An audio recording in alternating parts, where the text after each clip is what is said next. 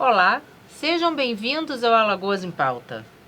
A saúde mental no Brasil é um tema complexo e que tem gerado crescente preocupação nos últimos anos, especialmente após a pandemia do Covid-19. Dados mostram que o Brasil está entre os países com as piores taxas de saúde mental do mundo, com grande prevalência de ansiedade e depressão.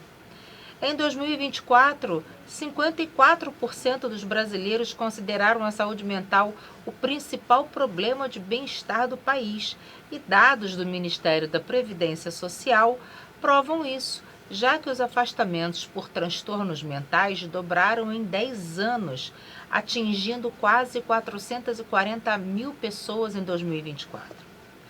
A polêmica que reacendeu a discussão sobre a nossa saúde mental é sobre os bebês reborn. Seria loucura ou distração? Para responder a essas e outras questões sobre saúde mental, recebemos em nossos estúdios a psicóloga Gabriela Cavalcante. Gabriela, seja muito bem-vinda ao Alagoas em Pauta. Obrigada por conversar com a gente. Obrigada, Dani. É um prazer estar aqui, né? Obrigada pelo convite. E como a gente vem percebendo, né, esse aumento disfuncional do adoecimento mental. Em 2024, como você falou, foi o ápice dos afastamentos, né, por saúde mental dos trabalhos. Inclusive, a categoria hoje luta, né, pelo acolhimento dentro das empresas, que é onde preserva a saúde mental dos colaboradores, tendo em vista também uma consequência e uma sequela muito grande pós-pandemia, né? Ninguém estava preparado para viver uma mudança tão brusca e rápida como foi a Covid. Então, diariamente estamos nos desafiando para poder viver as mudanças, né, que o mundo vem enfrentando. E isso não tem como desconectar a nossa saúde mental. Sem dúvida, o isolamento social foi muito grave, né? Assim, a gente ficar sem interação, sem ver as pessoas, embora a gente tivesse os recursos tecnológicos, né, chamadas de vídeo, lives, etc., mas ficar sem o contato afetou muito a saúde mental das pessoas. E também a nova forma de trabalhar, né, Gabriela, assim, home office. As pessoas meio que se acostumaram a ficar em casa, trabalhando em casa, e parece que desaprenderam a interagir socialmente. Então eu vejo que tem muita gente também que não quer voltar para o presencial porque tem preguiça de interagir, porque não tem vontade de conversar com outras pessoas, de estar ali, se sente muito mais confortável no ambiente do lar, né? Na sua opinião, você acha que isso é uma coisa válida, assim, o home office, a pessoa trabalhar em casa direto o tempo todo, com pouca interação social, ou não? Ou você acha que é muito mais saudável a pessoa voltar para o ambiente de trabalho e reaprender a se relacionar com os colegas? Sem dúvida, ter contato social faz parte do que a gente elabora como saúde mental. O ser humano, ele não foi feito para viver isolado, ele não foi feito para viver sozinho. Então, a quebra de vínculo afetivo, ele é uma das causas hoje dessa expansão desse adoecimento mental. Por quê? Eu tinha o contato, eu tinha uma rotina, sair, trabalhar, levar a criança para a escola. Eu tinha na minha mente vários lugares para eu poder me sentir funcional. Trabalho é um ambiente, social é outro ambiente, a escola da criança é um outro ambiente, a família é um outro ambiente. A pandemia, ela trouxe o quê? Unificou. A casa passou a ser a escola da criança, a casa passou a ser o trabalho, a casa passou a ser um único formato onde eu podia transitar e me relacionar. Então, o nosso cérebro, ele é adaptativo, né? Então, da mesma forma que leva um tempo para se adaptar, para desconstruir, leva para se reconstruir. E, com isso, as pessoas foram se adaptando àquele formato home office. Mas até que ponto isso é saudável? Até o ponto de que eu não ache comum não ter mais relação de contato. Né? Então, o home office, ele tem as suas partes positivas, ele flexibiliza. Hoje você consegue viajar, atender um cliente, fazer uma reunião online, né? Na psicologia, ampliou muito, né? O contato clínico, as consultas online, atender pacientes de outros países, solidificou, foi comprovado que tem resultado o ambiente online. Mas também eu me afastar totalmente do contato físico-social, a energia que o corpo humano ele troca, não é saudável. Eu sinto falta. O ser humano não foi feito para viver sozinho. E aí é onde entram os símbolos para substituir o que a realidade me proporciona, que também está sendo um dos casos de adoecimento mental. Aquilo que eu simbolizo para afetar a minha realidade. Eu trago algo importante para fugir daquela realidade. Que é o caso dos bebês reborn agora, né? Isso. Que explodiu aí essa onda, embora muitas pessoas já tivessem o hábito, né, de ter um bebê reborn, de cuidar como se fosse uma criança de verdade, mas isso assustou as pessoas, né? De ver que, poxa vida, por que que essa mulher que tem um enxoval para um bebê reborn, que tem berço, que tem tudo para uma criança de borracha, né? Um brinquedo, na verdade, por que que ela não adota uma criança de verdade? Né? Eu acho que aí entram outras questões que podem ser avaliadas. Você acredita que uma pessoa que tenha uma atitude dessa, assim, que é extremo, né?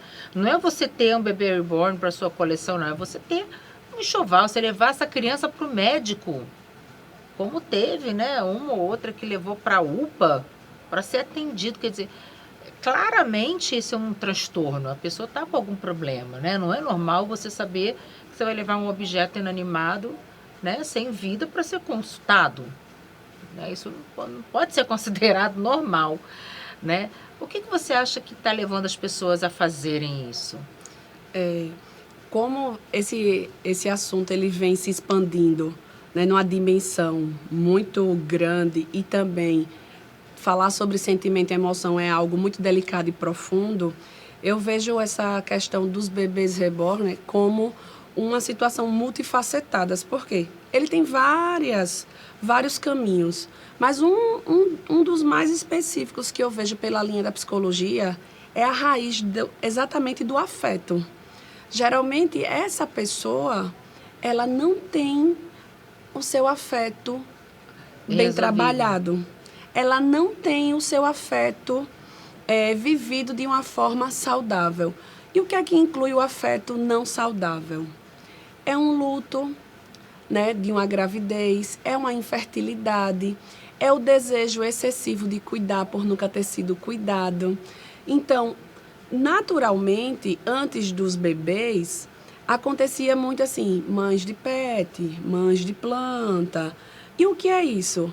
Na nossa cultura ocidental, a gente, mulher, é ensinada desde criança que a gente precisa e nasceu com a função de cuidar.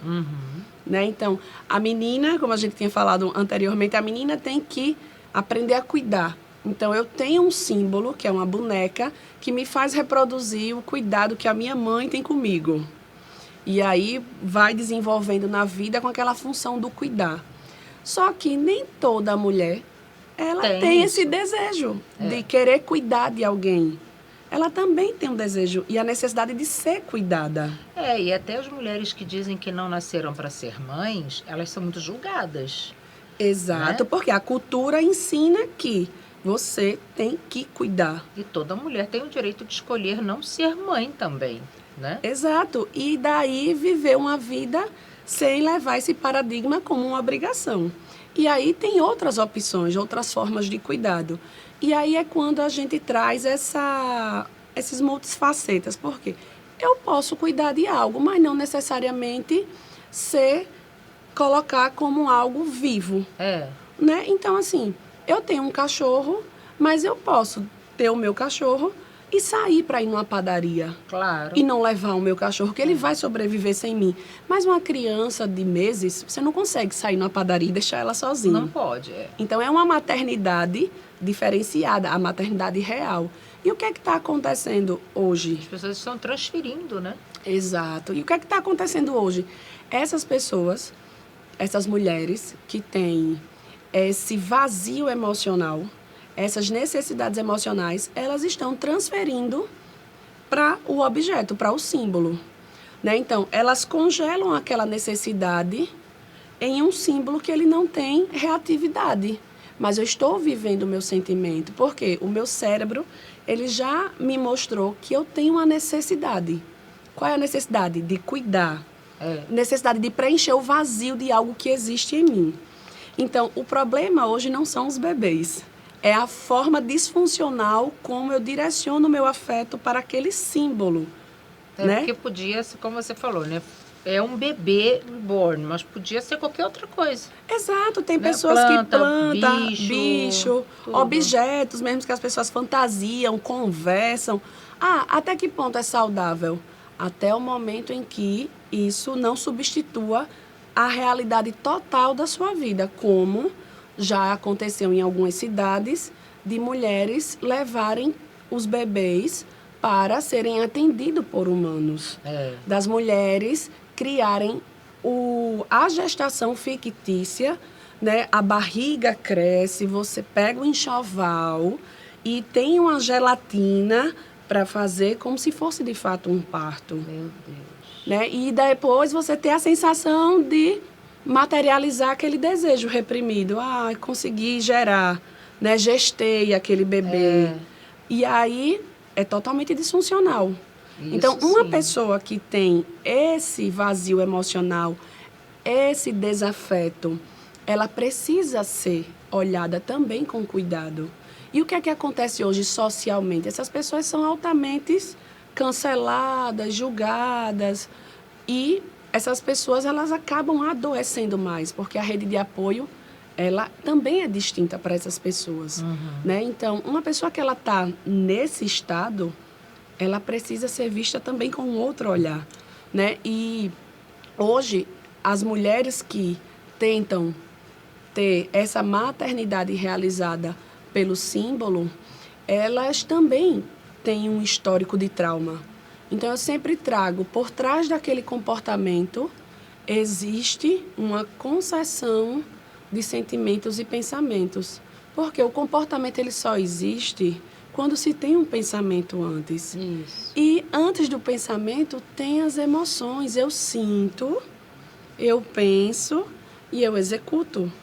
Essa coisa no caso específico, né, do bebê reborn, por exemplo, a gente tem o caso de pessoas que aparentemente são saudáveis mentalmente, não tem, ou fisicamente, né, não tem nenhuma patologia, mas os bebês reborn vêm sendo utilizados na terapia para outras doenças, para tratar outras doenças, né?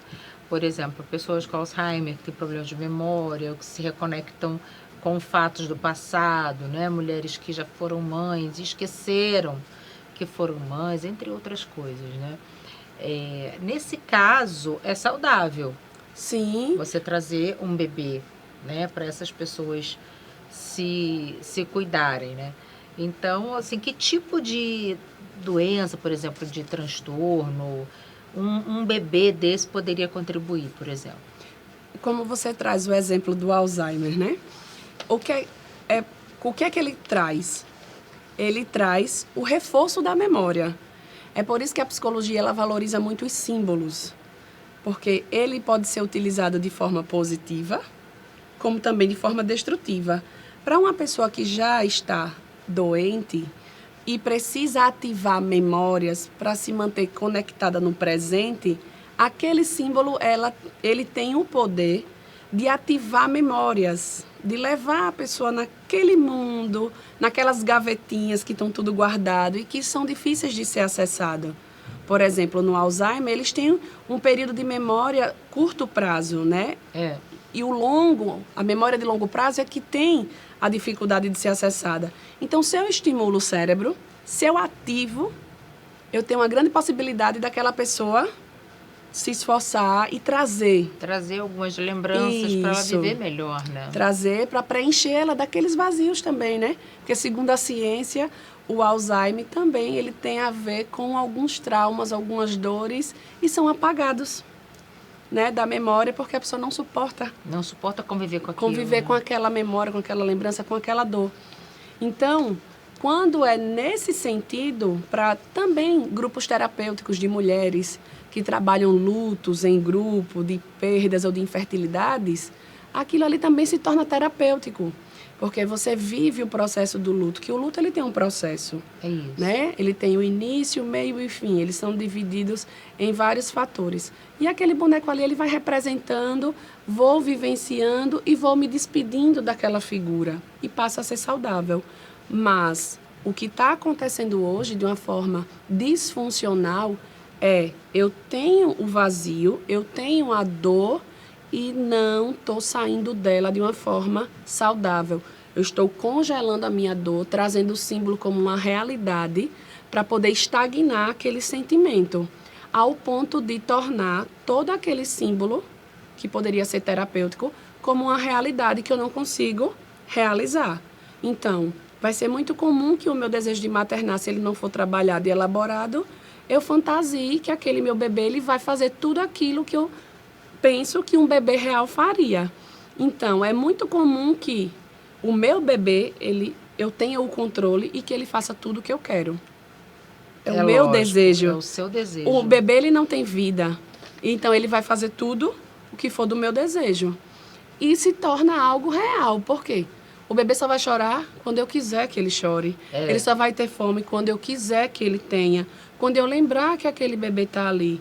Então, os instintos maternais, eles vão ser ativados gatilhos quando aquela mãe sentir falta, diferente de uma maternidade real. Pois é, que você não acorda de noite porque você quer, né?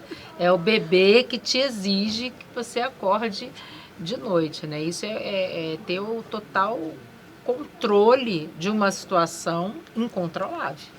Exato. Na realidade. Porque quando a maternidade é real, a mãe vive de acordo com a necessidade do bebê. Isso. Quando é uma maternidade fantasiosa, a mãe vive a própria necessidade transferida para o bebê. Então, aquele bebê só vai chorar quando eu quiser acalentar aquele bebê e eu tiver um tempo para acalentar aquele bebê. Isso é bem complicado. Diferente do bebê real, que vai chorar a hora que ele sente, que é uma comunicação inicial, o choro, que o bebê não fala.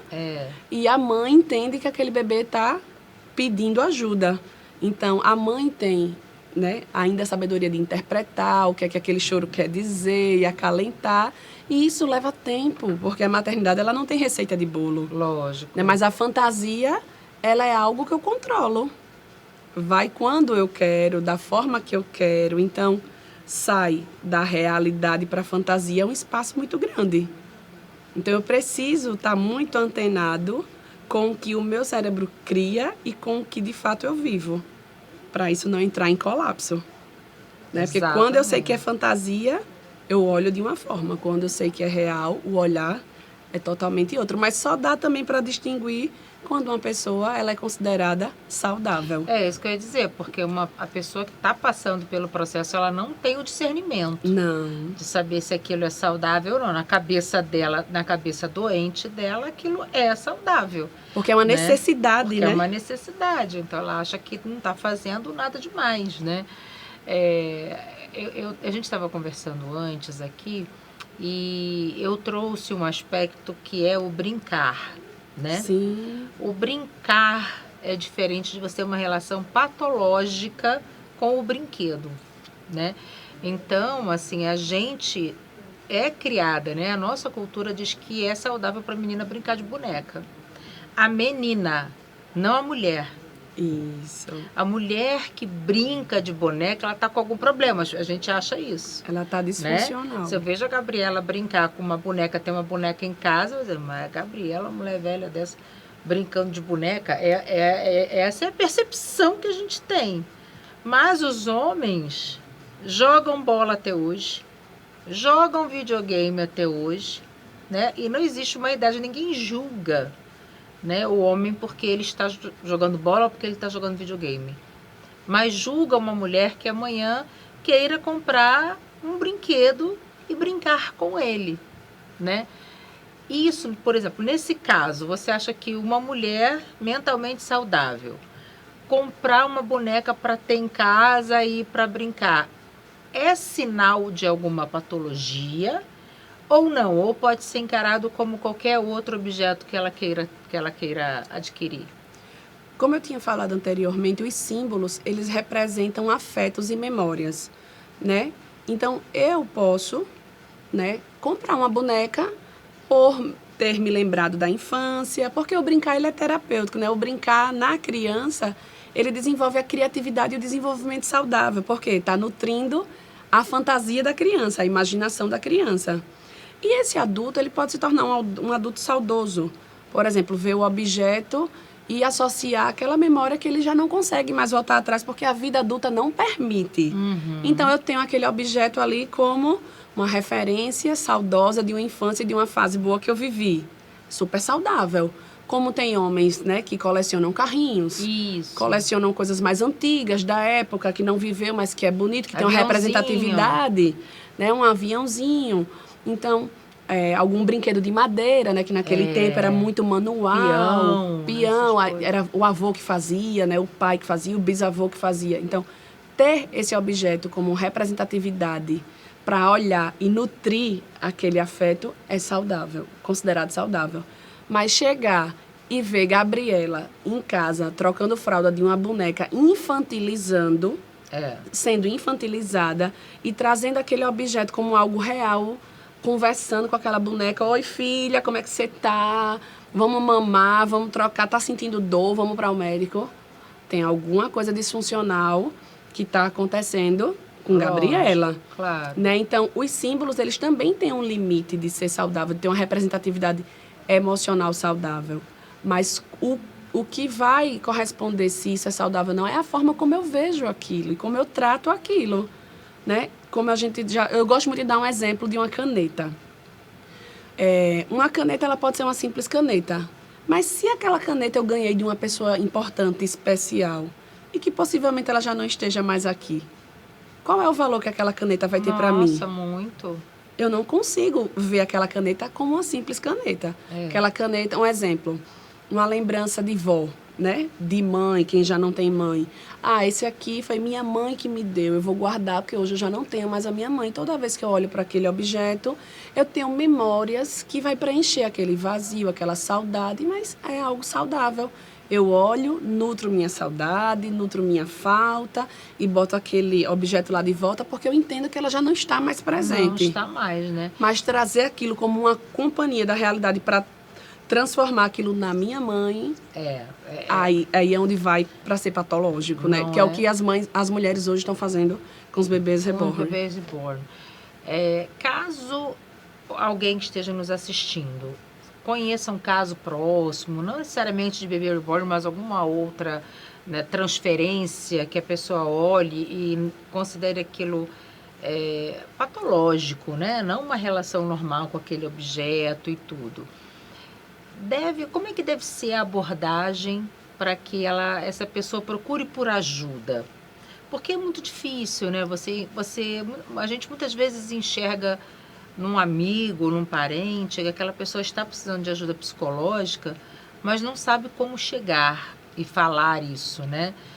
Como que deveria ser essa abordagem, assim, do amigo, do parente, para mostrar que a pessoa está precisando de ajuda? Quando você tenta desconstruir de uma forma crítica e negativa a emoção de alguém, é muito difícil do outro aceitar. Essa pessoa, inicialmente, ela precisa de um acolhimento. É de um olhar, eu entendo sua dor, mas isso já não está fazendo bem para você. Eu acredito que tudo está na forma do falar, né? O ser humano que tem um comportamento desse, ele não consegue lidar com a realidade como eu e você está conversando agora. Então, não adianta eu chegar para uma pessoa dessa e dizer, você está doida? Que você não está vendo que esse boneco é de borracha e ele não te responde? Eu vou estar falando sozinho, praticamente. Né? Então, simbolicamente, eu estou tão insano quanto aquela pessoa. Porque se fosse saudável para aquela pessoa, ela não estaria fazendo aquilo. É lógico. Então, acolher, um exemplo, né? Dani, percebo que você está dando muita atenção para esse boneco. Quando você olha para esse boneco, o que é que você sente? seria interessante a gente ver, trabalhar esse sentimento, essa dor, essa perda de uma outra forma? Que tal procurar uma ajuda de um profissional que entenda, que você possa colocar para fora essas emoções? Que tal um psicólogo, um psiquiatra, né? Um grupo terapêutico, onde você vai partilhar dessas ideias, vai sair desse luto, vai desenvolver uma possível cura para tudo isso e perceber que isso passa. Então, a abordagem dessa pessoa, ela tem a intenção de ajudar, mas muitas vezes prejudica. Né? Então, saber abordar é o primeiro passo. Direcionar para algum profissional é o melhor caminho. Com certeza. E você tem um grupo terapêutico, né, Gabi? Conta pra gente. Tenho um grupo terapêutico de mulheres, né? Ele se chama Entre Elas. E nesse grupo a gente trabalha vários pontos, né? Porque, eu como costumo dizer, as conexões, os assuntos, eles estão sempre relacionados umas às outras. Estar aqui no Aqui e Agora é trilhar caminho entre elas. É até um tema que eu gosto muito de usar.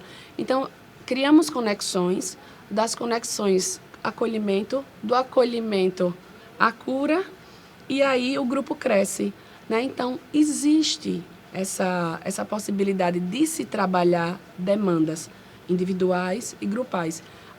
E o Entre Elas é isso, é estar conectando mulheres dentro das suas histórias. Ai, que porque bacana. Tudo acontece entre elas. Exatamente. A gente vai deixar disponível aqui o link para vocês acessarem o Entre Elas e conhecer um pouquinho mais.